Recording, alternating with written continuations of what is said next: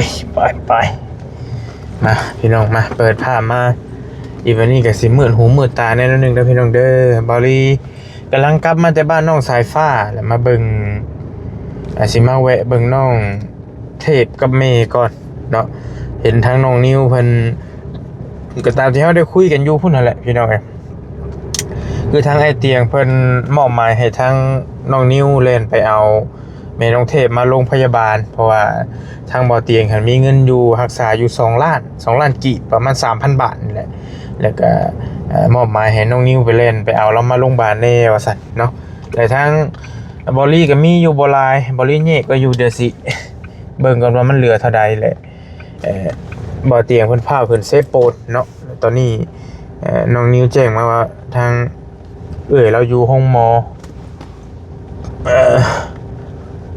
แห่งหนึ่งอยู่ใกล้ๆเมืองสวรรณเขตเท่านี้แหละว่าซั่นเนาะถ้าสิแม่นอยู่มองได้บัดนี้พี่น้องเอ้ยเบิ่งมองจอดรถจอดลางก่อนบอลลี่ก็ได้สิเป็นรถน้องนิวบ่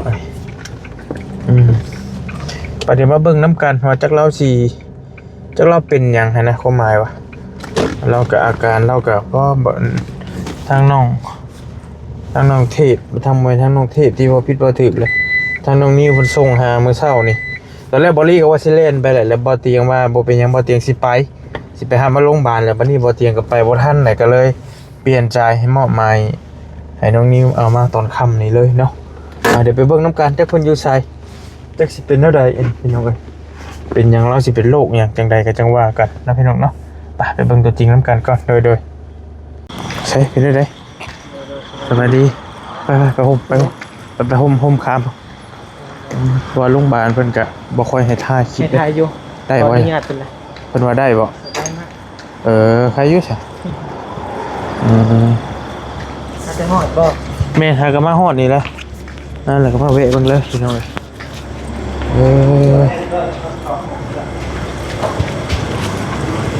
กวดแล้วบ่เรียบร้อยไปแล้วจะเอาคนกวดจะมาเดินตามเดินก่อนอยู่ในพี่บ่เป็นของร่วมให้อุกใจแบบเนี้ยพี่น้องถ่ายคลิปดูห้องเพชรห้องมอญปักเตยอยู่บ่ค่อยมีคนเนาะ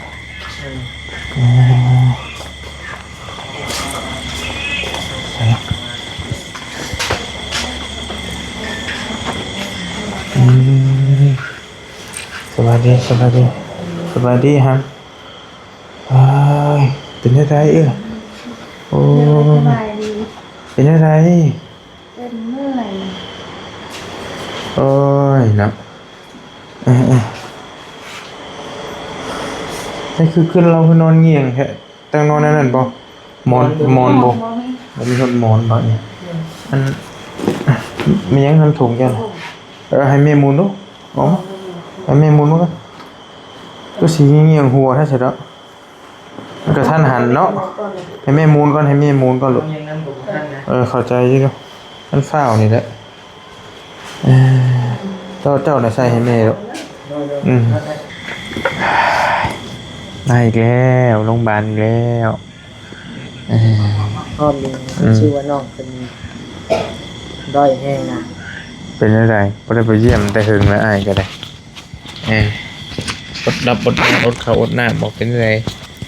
จอยลงบ่จอยเจ้าว่าดำแหล่เรียกนักว่าโดยเฮ็ดอยู่ตากแดดลายเกี่ยวข้าวเพิ่นว่าเป็นหยังแม่ว่าเพิ่นว่าเป็นหยังต้องถามเจ้าพี่เจ้านั่งเจ้ามานั่งพี่อ้ายสิจับกล้องให้เจ้ามั้ยเจ้าบ่เห็นว่ามันจังนั่นหั่นนะผู้พามาเฮ้ยเป็นได้ใดเพิ่นว่าเป็นได้ใดเป็นโรคหยังฮู้แล้วบ่นี่ก็ยังบ่ฮู้ปานใดว่าเป็นโรคหยังอันนี้เนาะทางหมอเพิ่นมาบอกว่าเป็นไข้เลือดออกไข้ตะยุ่งอะไรประมาณนี้ไข้เลือดออกหรือว่าไข้เลือดเหนียวหลายชื่อเอิ้นนะเราบ่เปกเนาะค่ะว่าเราเป็นโรคเนาะมันอยู่ทุ่งนาอยู่ทุ่งไร่ทุ่งนาไข้ยุงโดยไข้เลือดเหนียวแต่ จะเบิ่งรู้สึกว่าเบิ่งหน้าแล้วน้องนิ้วส่งมาให้ เบ่งๆเนาะ ให้หั่นนะละงงว่าจะได้จนญาติมื้อเช้าบ่ได้จื้ออีแล้วเป็นเมน้องเทพนะ เป็นบางมื้อเรากินของพิษนาแล้วแห้งบวมแห้งกว่านี้อีกแห้งบวมแห้งกว่านี้ เบิ่งนี่พี่น้องเอ้ยหน้านะบ่ได้ว่าไผถามว่าไผกำลังคุยกับอันน้องน้องนิวเพิ่นถามว่าไผกับผมแล้วรุ่นบ่ครับ ผมหล่น ผมรุ่น โดย แล้วหน้าบวมบ่ แม่นบางมื้อเรากินพิษนมมื้อนั้นเรากินซีดพิษตาแล้วก็ตูบขึ้นมาเลย ตาตูบแบบบ่ฮู้สาเหตุเลยแบบแบบบวมทั้งหน้าเลยบวมแห้ง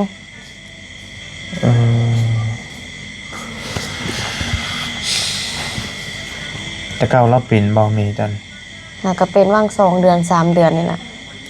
ค่าแท้อ้ายไปนี่บ่ โดย เอาค่าทุกมาไปนี่เป็นแล้วบ่ ก็เป็นยุมันหักมันก็บ่ได้เป็นแห้งแบบนี้เนาะเดี๋ยวรู้ได้ว่าเดือนนี้มันเป็นดุอย่างมันก็เฮ็ดเวียกหลายได้เด้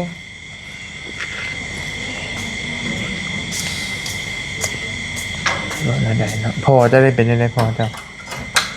จ้ะถ้าเบิ่งอาการน่าจะหนักลงกว่าเก่า ย่างบ่ได้ละ อืม จักแม่นเฮ็ดจังมาเนาะจังว่า คือว่าเป็นเอาเบิดกูคนเห็นเนาะแต่คิดว่าผัวเป็นเมียยังว่าดูแลผัวมันนี่เมียเป็นผัวเป็น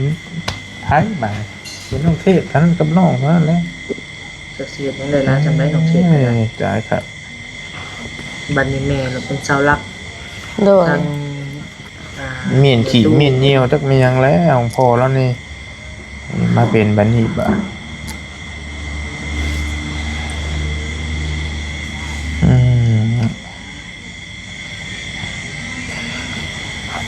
ถามพี่ถามน้องน้ำก็ได้เด้อพี่น้องเด้อถามพี่น้องฮู้เรากินหยังส่วนหลายจังผิด มื้อนั้นเนาะแต่เก่าเรากินซีนงัวซีนควายไปนี่แหละเราพิษบัดนี้หน้าเราบวม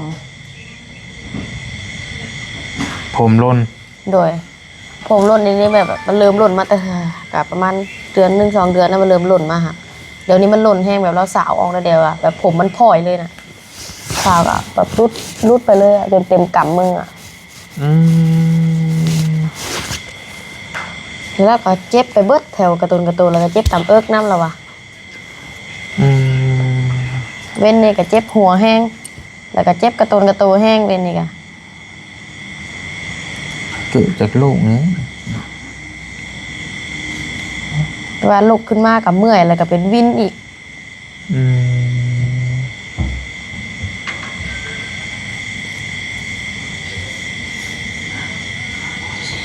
ตะเก้าคำว่าผมร่นนี่มันเป็นโรค มะเร็ง มันเป็นโรคหลายเด้ออยู่ได้พี่น้องตามได้ยินคร่าวๆมาบอดี้ก็บ่ค่อยฮู้ปานใดดอกหรือว่ามันมีสาเหตุอื่นบ่เฮาก็บ่จักนำเนาะตอนนี้ก็มีแต่พี่น้องเพิ่นฮู้พอเห็นได้ก็บอกกันนี่น้องตอนนี้ก็จักมันเกิดจากสาเหตุหยังหรือว่าอยู่นี่บ่ฮู้แล้วเขาอาจจะไปมองอื่นนํก็ได้บางทีเพิ่นอาจจะบ่ชัวร์ก็มีก็ไปทางอื่นไปห้องหมออื่นนะให้มันเพื่อความมั่นใจแต่ว่าบัดเงินทองที่มันจะถือเงินมาก็ได้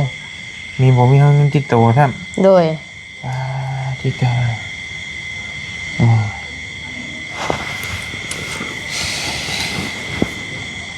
อันนี้ก็เป็นห้องหมอแห่งหนึ่งที่อยู่ในเมืองเขาในเมืองเขานี่แหละแต่ว่าบ่แม่นคลินิกบ่แม่นห้องหมอเอกชนอย่างนั้นมาจับไปเราก็ค่านั่นนี่เห็นไหม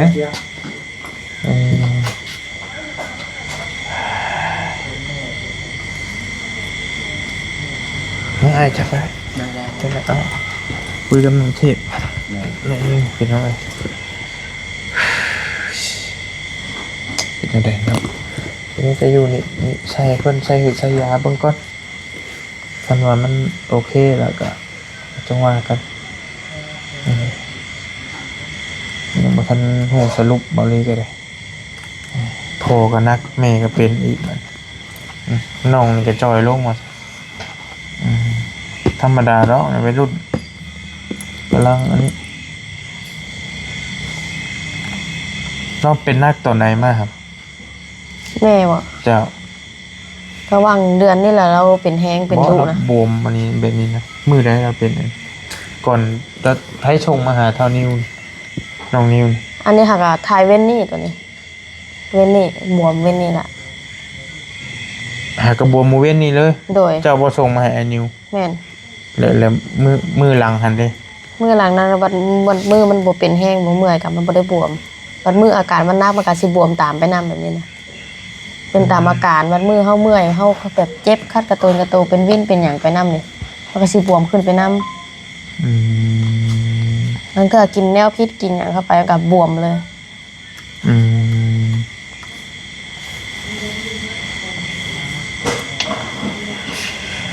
อันนี้ทำข้อมูลคร่าวๆทางกรุงเทพนะแต่ว่ารายละเอียดต้องถามแม่อีกทีนึงว่าเราเองเนี่ยเป็นเราเป็นหยังเราจังสิฮู้ตัวเราดีอะนะเวลากินหยังมันจังพิษกินนั่นโน่นนี่นะถามน้องเทพกับน้องเทพกับบริยูน้ำตลอดก็สิบอกเขาฮู้ปานใด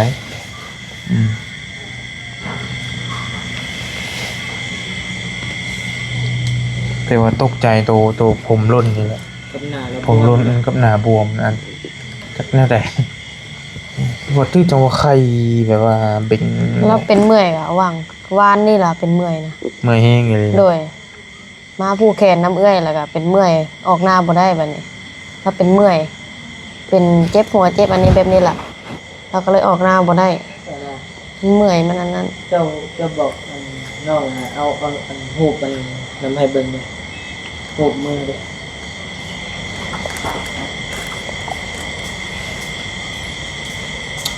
ไผอยู่น้ำพอเจ้าซั่น พอเท่า พอเฒ่าก็เฒ่าเลยเนาะ โดย เฒ่าก็อำเภอพพามเลย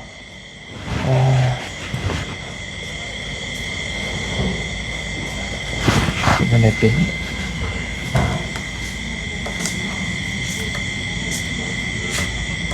ใช่ทำให้ลุงพลเข้าบัญชีมา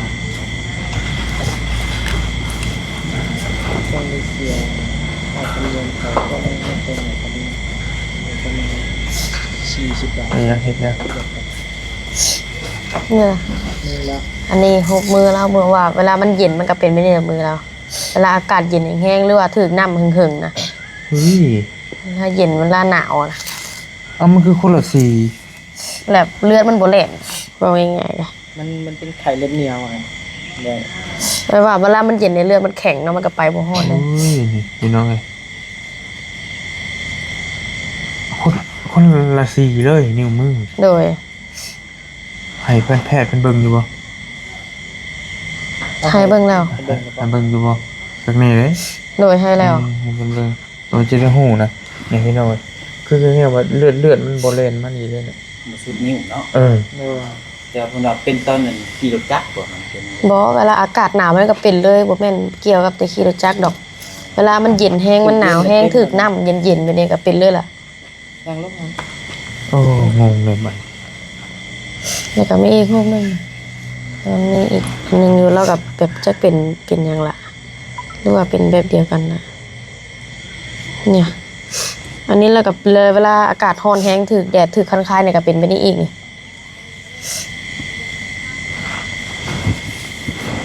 เนาะเป็นตุ่มมัน บางมือก็ขึ้นเต็มเลยแถวแข้งแถวแขนไง อืมตุ่มน่ะแดงๆล่ามไปเลยเนาะ โดย อืม ส่วนย่ำดำหน้าก็ขึ้นหลายอยู่ได้ตุ่มอันนี้แล้วนะ คือว่าเห็นเท่านิ้วซื้ออันนั้นไปให้ตอนน่ะบ่ หรือว่ามันเป็นโรคเดียวกันบ่อันซุมนี้หรือว่าคนละโรค อันนี้มีหยังแสอันนี้ น้องไทยแต่เฮิงแล้วเพิ่นเป็นผีเป็นผี อันนี้บ่ โดย อัน เธ นี้ อเป็นปีบ่ ฟรีอันนี้ติ แม่นเป็นแป้วอยู่เนี่ยนะ อู้ใหญ่อีหลีนี่ก็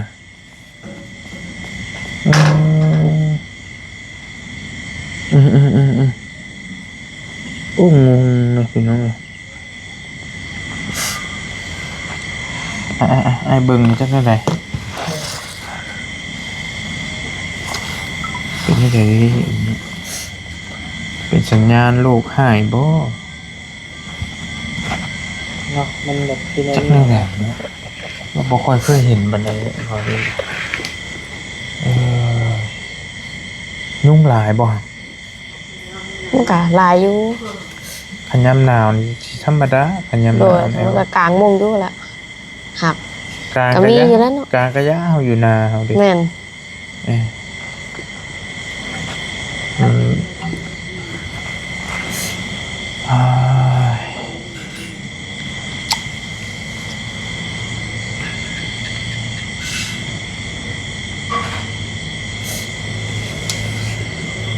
มือหนึ่งนอนหมอ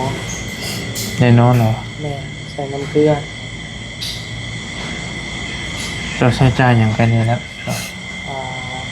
ก็ร้ายเสร็จแล้วมดแต่ล่างเลยยักษ์มีการดินไหม เพราะต้องคือมาคนเดียวได้หลายบินแหละ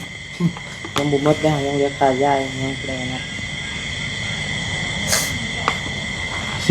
45 75 200,000 30 300,000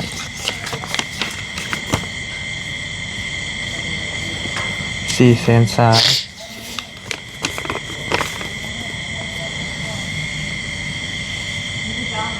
ประมาณ500,000 กลัวอัน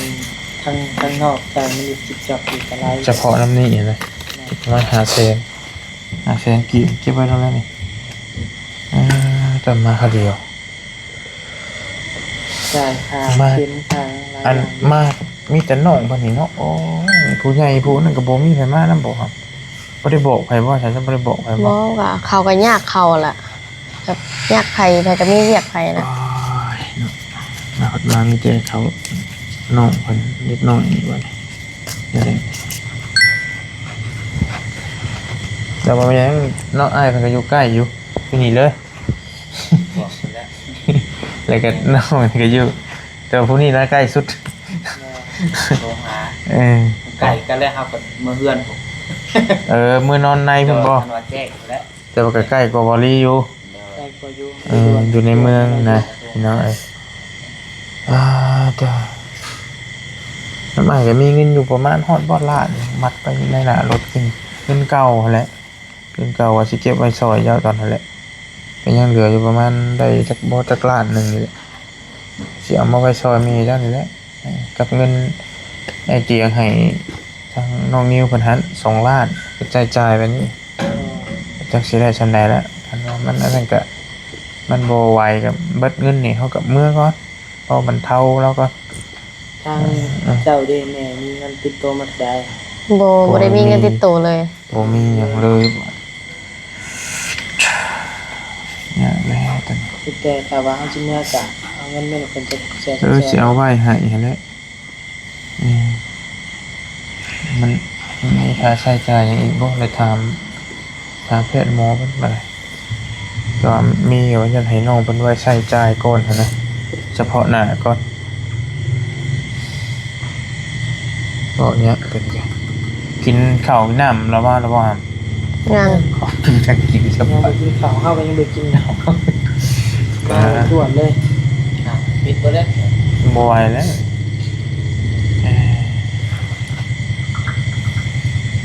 เขามาจะใช้นอกบ้าน ต้องมีบ่จำเป็น ข้าวก็ปิดเลย ปิดไปแล้วแต่มันก็ มีแต่มีไว้ไว้เท่านั้นแหละอยู่ในกันสิได้ มีกล่องนี่อยู่เอาเบิ่ง อยากที่บ้านละครับตัวนี้ กล่องกินเลยบ่อยากเป็นกระเพาะได้ จากหลายลังเถื่อเดึกมาอยากก็มีเรื่อยๆนะ กินไว้แล้ว โดย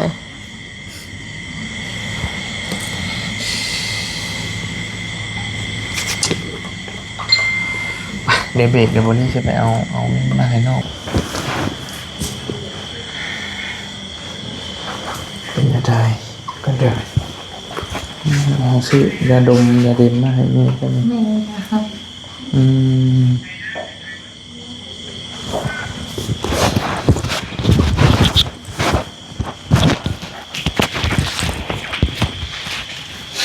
เป็นยังไงเอ่ยไข้อยู่บ่ โอ้ยใครอยู่บ่เมื่อยกันนะ อืมผมแล้วล่นนะเป็นไงบาบัดลูกชาย ใช่ สิเจ้าบ่แม่นบ่ จ่ายทางมัน บ่สิให้เส้นของสิแล้วก็ให้ซื้อยามาอีก โอ้ได้เฮาเนี่ย เจ้าเป็นลูกอะไร บ่เฮาเป็นครูอันนั้นมาเดินมา ไปเขาช่วยเพิ่นนะนะ ช่วยเรียน เป็นทุกข์ยากว่าท่านใช่เป็นช่วยเพิ่น นี่เป็นนักเรียน เอา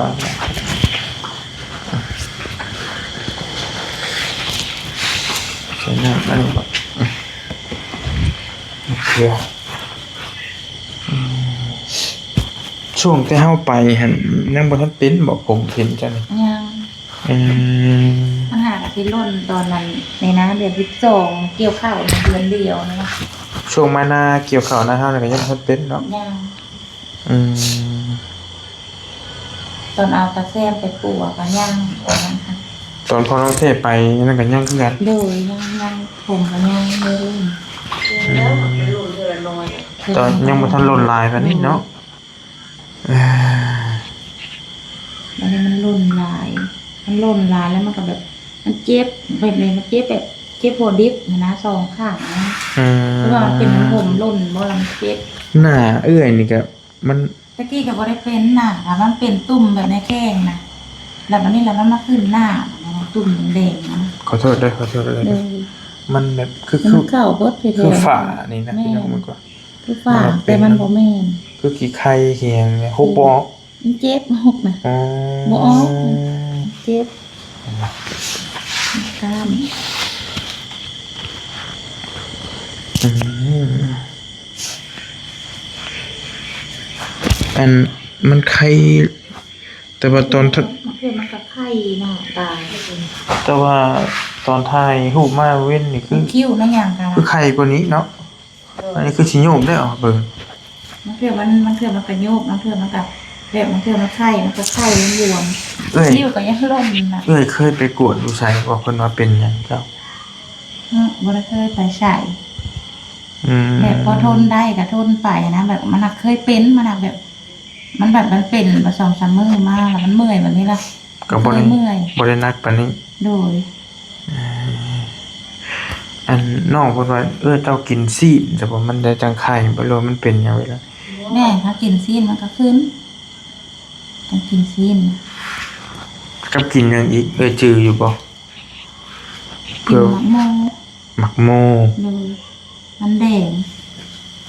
หรือไม่นำบ่ หน้องไม้เป็นบ่ หน่อไม้มันก็ เพราะว่าเพื่อมีพี่น้องเป็นฮู้เพื่อเพิ่นสิได้แนะนำถูกนะว่าโรคไปนี่มันต้องแก้ไปนี่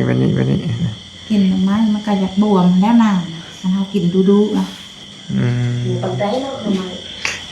จื้อบ่ก่อนสินักมานี่กินหยังคิด บ่จื้อแล้วมันหลายอย่างกินนะกับว่าก็กินแบบของบ้านเฮาธรรมชาติเห็นไหม อย่าว่ามากินแนวมันแสลงพิษมา อืม อหย่างจักอย่างหั่นน่ะ เคยกินแบบว่าเคยกินกบเขียดกับปูไปเมื่อวานน่ะหอยปลาปูไปแบบนั้นล่ะ ก็สิ้นแล้วอะไรกินของเซฟเนี่ยกันนะเท่านั้นนะ บ่สิ้น ทำสิ้นมันก็เคยกินอยู่ เคยแม่นอยู่แต่ว่าบางซีนมันก็ยังถึกงัวตายหายังบ่สิได้มันก็เป็นไปได้ตัวนั้นก็ผิดได้งัวควายมีโรคมีภัยก็จะเอามาขายหั่นน่ะก็เว้าบ่ได้อีกกันก็เอ่อ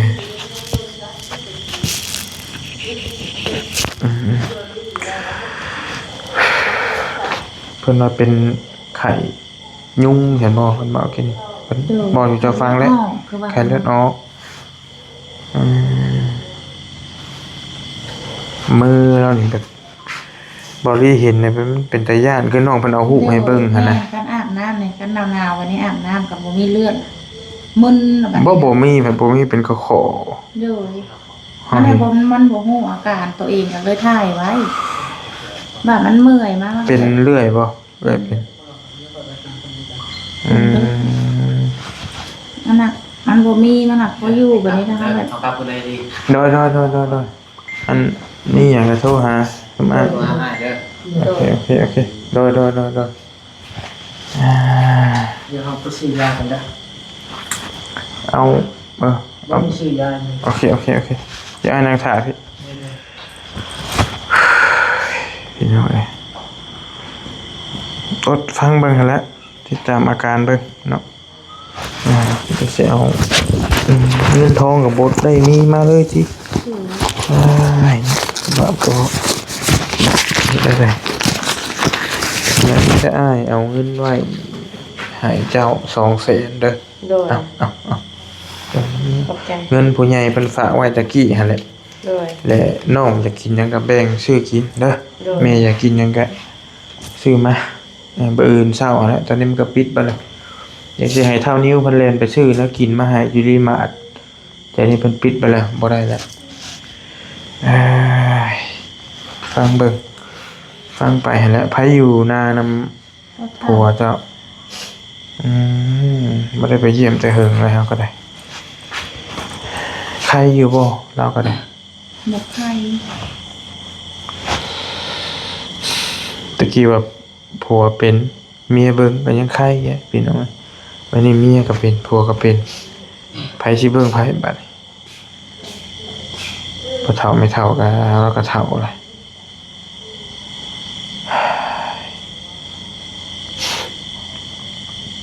เอาอดเอาเด้อเด้อสู้ๆเด้อจะได้ก็ได้น้องคนนี้แล้วนอนนำกันติ โดย ผู้ใหญ่ก็บ่มีไผมานำนี่บ่ มันบ่มีไข่เลยเพิ่นก็เขาเพิ่นเกี่ยวข้าว อืม เพราะว่าทุ่งนั้นยังบ่ได้ได้อยู่เลยจ้ะ คันว่าเกี่ยวบ่เกี่ยวก็คันว่ามันบ่ไหวก็โทรหากันแล้ว โทรบ่ติด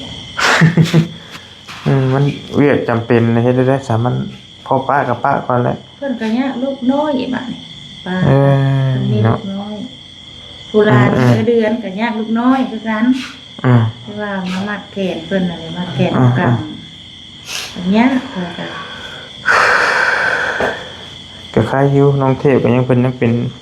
ครูเป็นคนแน่ได้พี่น้องเอ้ยเผาพ่อเผานั่นก็จนเป็น10ปลายมื้อตอนนั้นก็ได้ใครนำน้องๆเพิ่นนี่แหละสินอนหมอนมุ้งเด้เอามาทำได้นี่แล้วเอนนอนไปนี่แล้วอายุมันว่าง นอนไปก่อนปิดเบลหันคงหันค่าก็ได้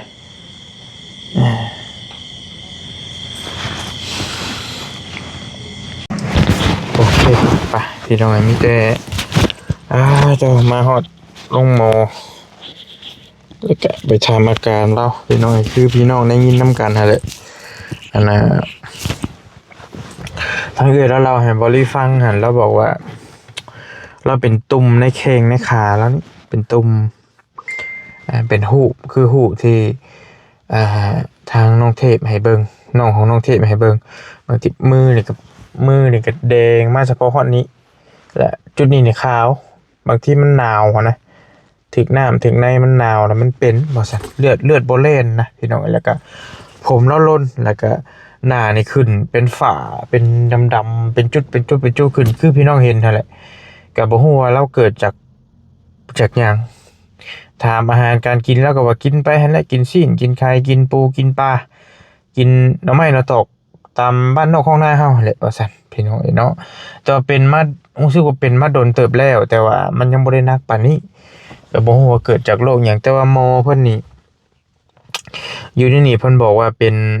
ไข้เลือดออกหรือว่าไข้ยุงนั่นแหละเพิ่นบอกมาคร่าวๆประมาณนี้แต่ว่าโรคอื่นเฮาก็ยังบ่มั่นใจเนาะเพิ่นยังตรวจบ่พอบ่รู้ว่าแนวใดจังไดก็จังว่ากันตัวนี้ก็ได้เห็นแล้วก็ตกใจอยู่พี่น้องเนาะโอ้ยเอาเลยบัดนี่พี่น้องตอนนี้ก็ 10:00 นแล้วเด้พี่น้อง 10:00 น 10:33 นาทีสิฮอดจังได๋ก็5 ทุ่มแล้ว 11 โมงแล้วเนาะมีแต่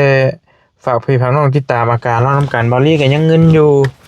เบิ่งสินับให้พี่น้องเบิ่งกินนี่ก็บอลลี่เอาเงินบอลลี่ออกให้สิฮักเอาคือเงินแม่น้องช่วยน้องครอบครัวน้องทิพย์เงินบอลลี่เอาเงินบอลลี่ออกให้ก่อนมันก็สินับเบิ่งจักยังเหลือเท่าใดนี่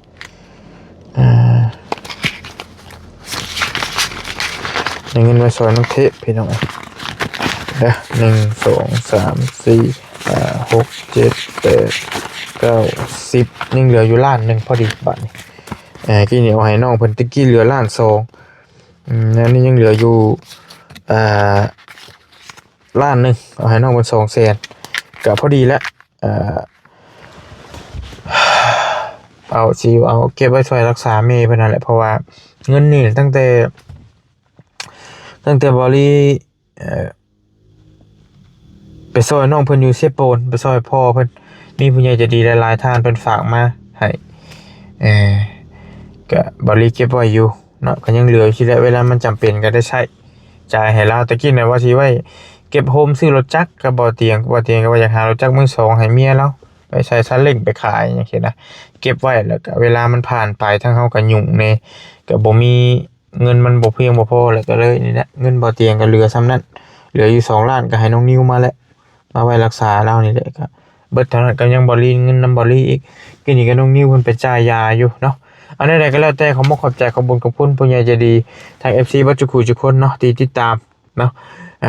ทางเฮามาโดยตลอดบ่ว่าสิเป็นเคสใดเนาะก็ต้องขอบใจหลายๆนี่ก็เป็นอีกเคสนึงที่เพิ่นกำลังได้รับความลำบากเกิดจากโรคร้ายเนาะเกิดจากโรคภัยไข้เจ็บกำลัง